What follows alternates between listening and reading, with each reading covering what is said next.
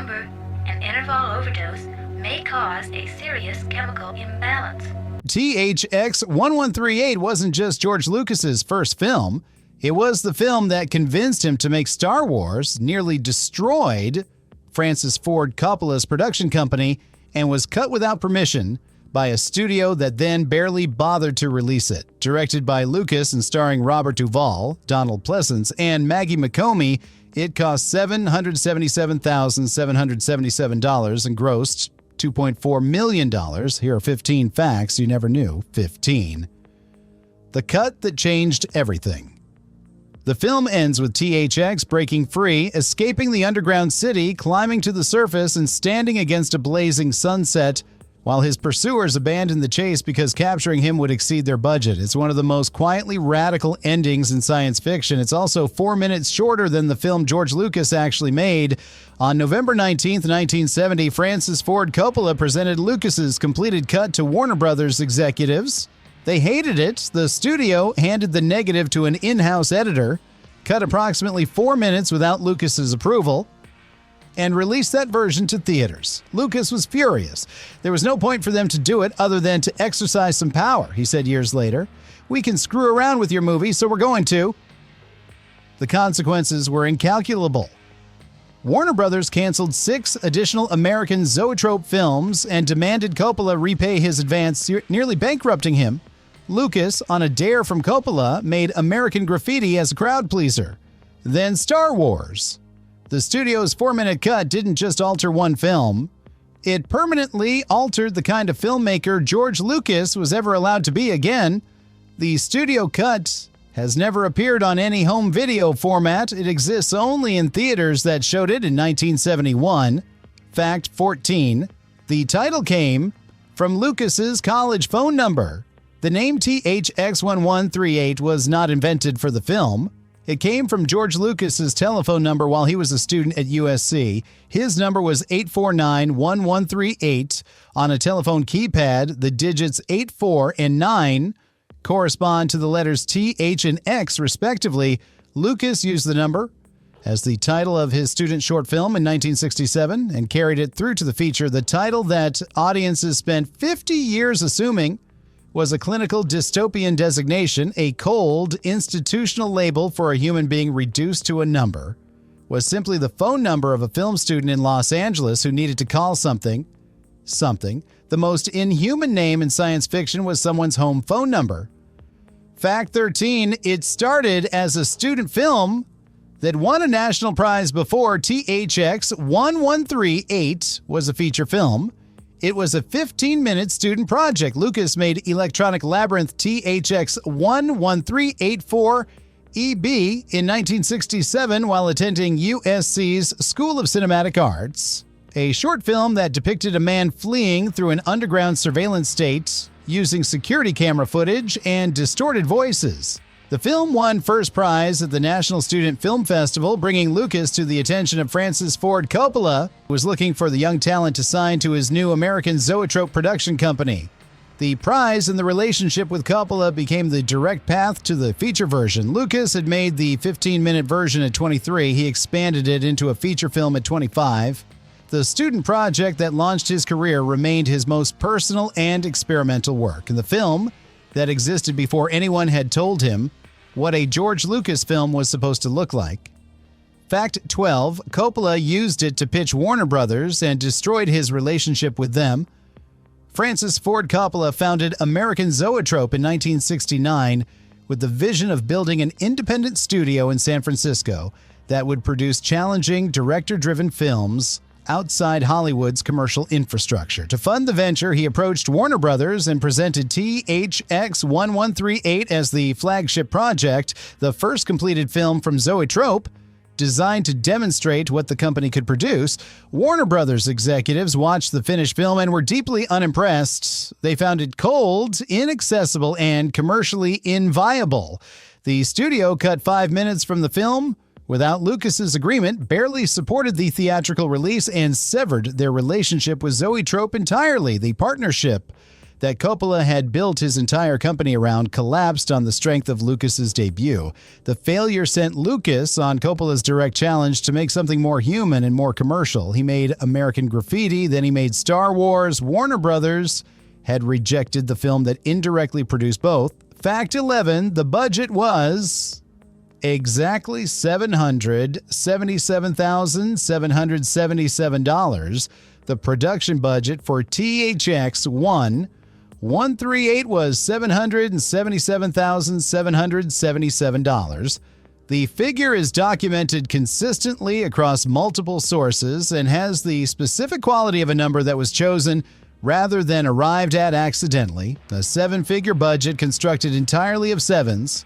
Whether this was a deliberate choice, a coincidence, or a rounding convention applied to a specific financing arrangement has not been fully documented. What is documented is the number itself and the disproportion between what it bought and what the film eventually meant. A budget of $777,777 produced a film that lost money on its initial release, was re-released after Star Wars became a phenomenon, and spent the following 50 years being reassessed as one of the more genuinely original American science fiction films of its decade. The sevens didn't bring luck, they brought something that took longer to arrive. Fact 10, Warner Brothers cut 5 minutes without Lucas's permission. When Warner Brothers received the finished cut of THX 1138, the studio removed approximately 5 minutes of footage before releasing it to theaters. The cuts were made without Lucas's consent and against his wishes. The specific sequences removed were editorial decisions the studio made unilaterally, adjusting the film's pacing towards something they considered more commercially accessible. For Lucas, the cuts represented a fundamental violation of the creative control he had understood to be part of the American Zoetrope arrangement. The experience shaped his subsequent career in a specific and lasting way. He spent the years after THX 1138 building toward a position where no studio could cut his films without permission. The corporate structure he eventually built around Lucasfilm, the independence, the ownership, the vertical integration, was a direct response to what had been done to his first feature without his agreement. Fact 9, the extras were recruited from a drug rehabilitation facility. The film required a large number of extras willing to shave their heads. The look of the dystopian population that fills the underground city's corridors and workspaces shaving was not a trivial ask.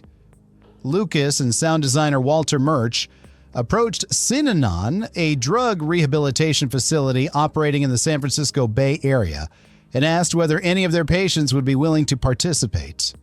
Several recovering addicts agreed to shave their heads and appear in the film for $30 a day. The decision was practical, finding enough willing extras through conventional casting for a film with no star power, and a demanding physical requirement was not straightforward. It was also thematically resonant in ways Lucas may or may not have intended. A film about a population controlled through mandatory drug consumption used recovering addicts as the faces of the controlled. The casting didn't announce itself, it simply was. Fact 8, the chase scene was filmed in an unfinished subway system. The climactic chase sequence, THX fleeing the android police through underground tunnels in a stolen vehicle, was filmed in the BART system, the Bay Area Rapid Transit Network, that was still under active construction when the production shot there. The tunnels were not yet operational, they had not been opened to the public. The smooth concrete walls, the institutional lighting, the scale of the unfinished infrastructure, all of it gave the sequence a visual authenticity that no purpose-built set could have produced at the film's budget. Lucas and his crew filmed in the tunnels late at night, working around the construction schedule and the concern that the noise of their vehicles would attract the attention of real police. An unfinished public transit system became the most convincing location in the film. The tunnels that were supposed to carry commuters carried Robert Duvall instead, pursued by androids, for a movie almost nobody saw. Fact 7, Richard Nixon's speeches were used in the villain's dialogue. The character of SEN-5241, the manipulative system gaming antagonist played by Donald Pleasance, delivered dialogue that was partially constructed from real speeches by Richard Nixon. The script incorporated excerpts from Nixon's political addresses, repurposed as the self-serving bureaucratic language of a man who uses the system's rules to advance his own position while appearing to follow them. The choice was not subtle as political commentary, but it was embedded in the film carefully enough that audiences who didn't know to look for it simply heard an unsettling character speaking in an unsettling register. A film set in an imaginary future borrowed its villain's voice from the sitting president of the United States. Nixon resigned 3 years later. The dialogue remains in the film. Fact 6. The film was shot entirely on location, 22 locations in the Bay Area. THX 1138 contains no studio sets. The entire film was shot on location across 22 sites in the San Francisco Bay Area. The production used the Oakland Coliseum, the San Francisco Pacific Gas and Electric Building, the unfinished BART tunnels, the Caldecott Tunnel in Oakland, and other industrial and infrastructural locations that gave the film's underground world its specific visual texture. The strategy was both creative and economic, and Lucas couldn't afford to build. Sets at the budget he had in real industrial spaces carried an authenticity that constructed environments couldn't replicate. The locations were chosen specifically for their capacity to look like a future that had been built by a civilization that valued function over humanity. Every corridor, every workspace, and every detention facility in THX 1138 is a real place in the Bay Area that people used at that time for something else entirely. Fact 5. The film's sound design defined Walter Murch's career. Walter Murch co-wrote the screenplay for THX 1138 and designed its sound, a contribution to the film that critics and sound professionals consider as significant as anything Lucas directed. Murch built an audio environment of overlapping, distorted voices, institutional announcements, electronic noise, and surveillance chatter that made the film's world feel oppressively inhabited even in its emptiest visual moments. The approach treated sound as a narrative instrument rather than a support element. The audio carried information about the world that the visuals didn't explain. Murch went on to win Academy Awards for his sound work on Apocalypse Now and his editing on The English Patient. He has been described consistently as one of the most influential figures in the history of film sound. His career's foundational work was built on a film that cost $777,777 and that Warner Brothers cut without asking anyone. Fact 4. The THX sound system was named after this film. In 1982, during the production of Return of the Jedi, Lucasfilm's technical director Tomlinson Holman developed a new cinema sound quality system designed to standardize and improve the presentation of films in commercial theaters. The system was named THX after George Lucas's first film. The THX certification program, which eventually became one of the most recognized quality marks in cinema and home audio, carries the initials of a movie that had flopped on its original release and been cut by its distributor without the director's consent. Every theater that earned the THX certification mark, every piece of home audio equipment bearing the logo, every film that opened with the deep bass rumble of the THX trailer was carrying the name of a $777,777 dystopia that Warner Brothers had barely bothered to release. The film failed commercially. Its name became a global standard. Fact 3. Coppola told Lucas to stop being weird, and it led directly to Star Wars.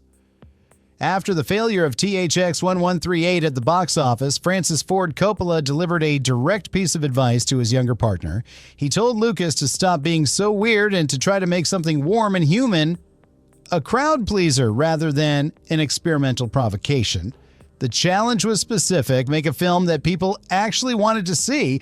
Lucas responded by making American Graffiti, a warm and funny film about teenagers in 1962 California that became one of the most profitable films of 1973 relative to its budget. The success of American Graffiti gave Lucas the commercial credibility to pursue the project he had been developing quietly, a space adventure film inspired by the serials he had watched as a child.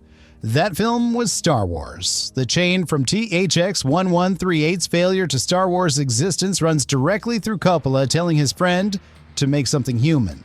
Lucas followed the advice. Then he made the most commercially successful film in history, fact 2. The film was hidden from Lucas's own archives for decades. The theatrical version of THX 1138 that Warner Brothers released, with the 5 minutes of Lucas's footage removed, has never been made available on any home media format. It is not on VHS, it is not on DVD or Blu-ray. The version released on home video in the years after Star Wars restored Lucas's cut footage, bringing the film back to 86 minutes. Then in 2004, Lucas produced a director's cut that digitally enhanced several sequences, adding computer-generated imagery to the underground city environments in ways that drew comparison to his controversial special edition updates to the original Star Wars trilogy.